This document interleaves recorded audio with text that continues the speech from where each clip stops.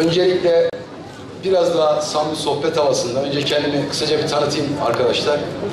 Selçuk Polat, Erzincan Yaylabaşı Belediyesi'nin ilk orta lise öğrenimi burada tamamladıktan sonra Sivas Cumhuriyet Üniversitesi'nden mezun oldum. Fransız dili ve edebiyatı. Allah nasip etti. Aile kültürüyle babamızın tezgahında çalıştık. Belli bir terbiye, örf adetten sonra Erzincan'daki 3000 esnafımızın destek ve katkılarıyla Erzincan'ın en büyük sivil toplum kuruluşlarından biri olan Ticaret ve Sanat Odası Yönetim Kurulu'na seçildim. Şuna eminim ki Allah herkese bu görevi nasip etmezdi. Üzerimize büyük yük gelmişti. Yalnız çok güzel bir ekibimiz ve arkamızda bizi izleyen, bizi takip eden 3000 üyemiz olduğunu biliyorum. Allah'ın doğrususun ki ilk başta ticaret odasını kendi önümüze aldık. Erzincan'ın ticareti ve ekonomisini kendi önümüze aldık. Neler yapılabilir diye bir master plan oluşturduk arkadaşlar. Şimdi diyeceksiniz ki 2 yıl içerisinde niye bıraktı da bu göreve talip oldunuz? Evet arkadaşlar, bize 4 yıllık bir görev verilmişti. Ben yönetim kurulu başkanlığından istifa ettim ama Allah'ın izniyle meclisteki görevim devam ediyor ve benden sonraki arkadaşlarımla bu işi en iyi şekilde yerine getireceğine eminim. Evet arkadaşlar, Ticaret ve Sanat Odası Yönetim Kurulu Başkanı olduğunuz zaman Organize Sanayi Bölgesi Başkan Vekili, Kuzeydoğu Anadolu Kalkınma Ajansı Yönetim Kurulu üyeliği, Erzincan İş Geliştirme Merkezi Yönetim Kurulu Başkanlığı, İl İstihdam Kurulu ve birçok Erzincan'la alakalı Erzincan'ın problemlerini, dinamiklerini yaşayan birçok kurumda görev alıyorsunuz. Ben de Allah şahit ki görev aldığım ilk günden bugüne kadar bütün kurul toplantılarını, bütün Erzincan'la ilgili yapılabilecek toplantılara tek tek katılıp Erzincan'ın dinamikleri, eksikleri, fazlalıkları nelerdir hepsini göz önüne serdik arkadaşlar. Allah şahit ki Ticaret Sanat Odası Başkanı olarak Kemaliye'den Otlukbey'le bütün ilçelerimize gittim. Hepsine gittik arkadaşlar. Hatta 2005 ve 2008 yıllarında AK Parti'den aldığımız kültürle, AK Parti teşkilatından aldığımız kültürle Ticaret Odası'na yeni bir yapı kazandırdık. Ticaret Odası Yönetim Kurulu Başkanı olduktan sonra AK Parti'deki teşkilat şeması gibi teşkilat başkanlığımız, sosyal ilişkiler başkanlığımız tek tek oluşturup Erzincan'a bir master plan hazırladık arkadaşlar. Evet. Şunu size garanti ederim ki arkadaşlar, Kemaliye'de Sıraton Fırat projesi Kalkınma Bakanlığı hazırlanırken biz de fikirlerimizi paylaştık. Emin olun Erzincan'ın tanıtımı için fuar eksiğini ön plana çıkardık. İlk olarak Erzincan Ticaret ve Sanat Odası'nın da tarihinde ilk defa Antalya'da düzenlenen yöresel ürünler fuarı Yörex'e gittik. Arkadaşlar bakın bizim elimizde birçok şehirde olmayan bir tulum peynirimiz, bir bakırımız, coğrafi işaret tescili ve kimin üzümümüz var. Yalnız şöyle bir eksiğimiz vardı arkadaşlar. Tulum peynirimiz biliyorsunuz Avrupa Birliği'ne uyum yasalarından dolayı çiğ sütten peynir üretimi yasaklanıyordu arkadaşlar. Allah şahit gecemizi gündüzümüze kattık. Üreticileri topladık.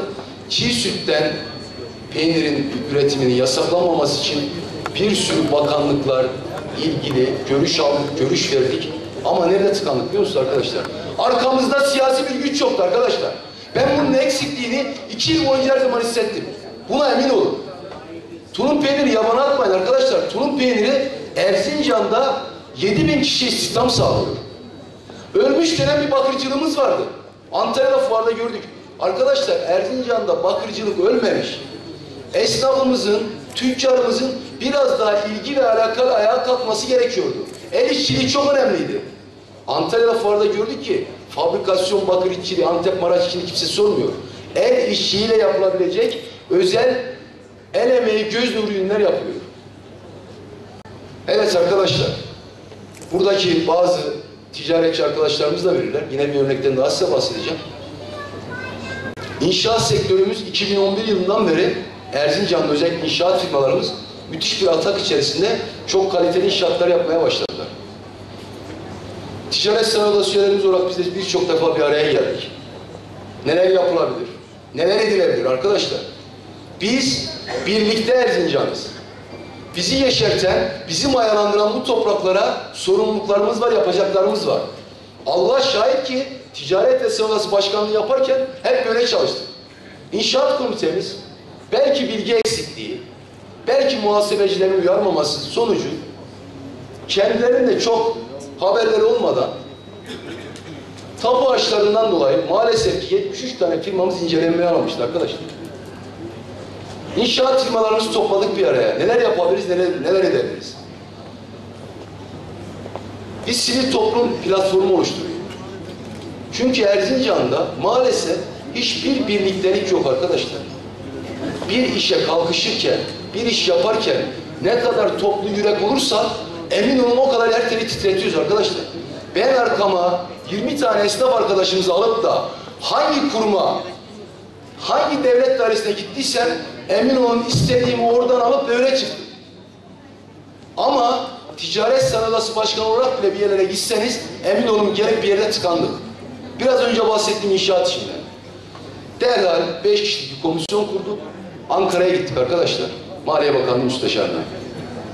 Emin olun arkamızda bizimle gelen milletvekilimize teşekkür ediyorum ama masaya vuran bir tane vekil olsaydı Allah'a şükür oradaki işimizi tamamen halletmiştik ama şükürler olsun.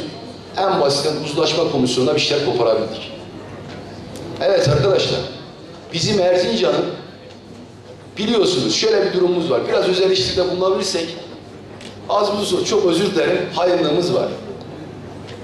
Ama artık bu önümüzdeki nesil, şuna emin olun, bu jenerasyon diyoruz ki gelin büyüklerimizin tecrübesiyle gençlerimizin dinamizmini bir araya getirelim. Bu çok önemli arkadaşlar.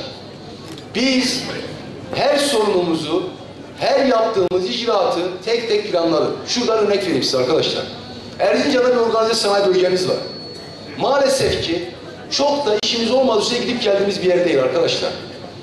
Organize sanayi bölgemizde şu anda 43 tane faal fabrikamız var. 1400 kişiye istihdam sağlıyoruz. Ama maalesef ki Erzincan şehir olarak 4. teşvik paketinde organizeye yatırım yaparsanız 5. teşvik paketinde. Arkadaşlar teşvik paketinin içerisine Düzce ve Osmaniye de var. Yatırım yapabilecek insanlar Düzce ve Osmaniye gördüğü zaman Erzincan'a gelemiyorlar. Biz o konuya da gittik. Müdahalede bulunduk. İlgili bakanlıklara yazılar yazdık arkadaşlar. Düzce ve Osmaniye'yi 5. teşvik paketinden çıkarın diye. Ama maalesef arkamızda siyasi güç olmadığı için yapamadık arkadaşlar. Bir yere kadar gidiyorsunuz. Allah razı olsun. Bunu da belirtmek isterim. Eski bakanımız Sayın Binali Yıldırım hiçbir zaman bizi yalnız bırakmadı. Ama onların da iş yoğunluğu, onların da kendi işlerindeki büyük mesai harcamaları maalesef ki bizi de böyle sıkıntılara soktu.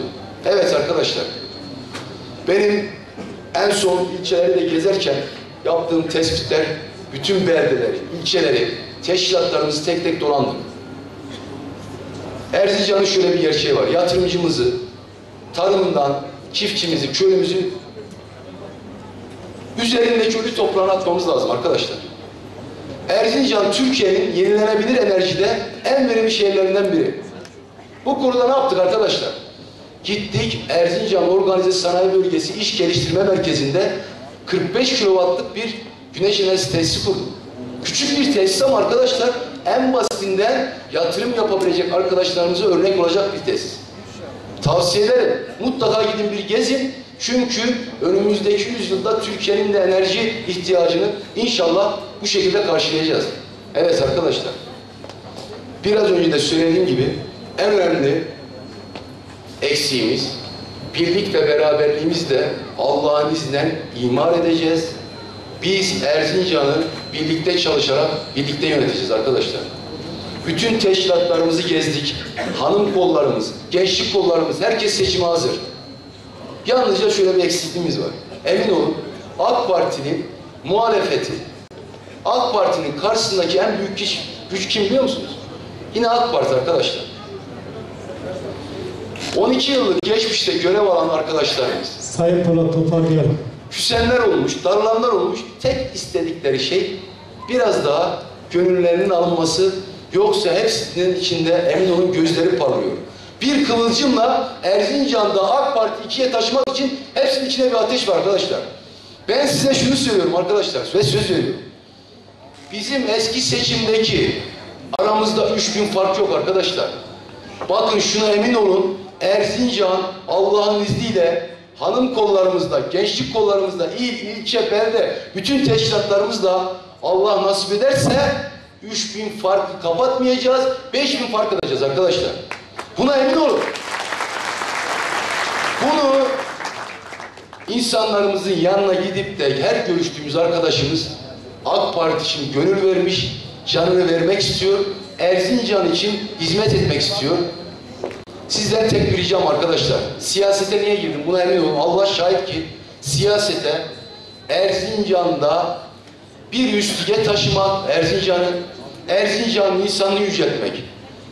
Emin olun biraz daha özveriyle, birlikte, beraberlikle bu yola baş koydum. İnşallah bunu başaracağız. Bütün aday arkadaşlarıma çok teşekkür ediyorum. Çok saygılar duyuyorum. Allah'a emanet olun. Allah razı olsun. Sağ olun. Teşekkür ederim.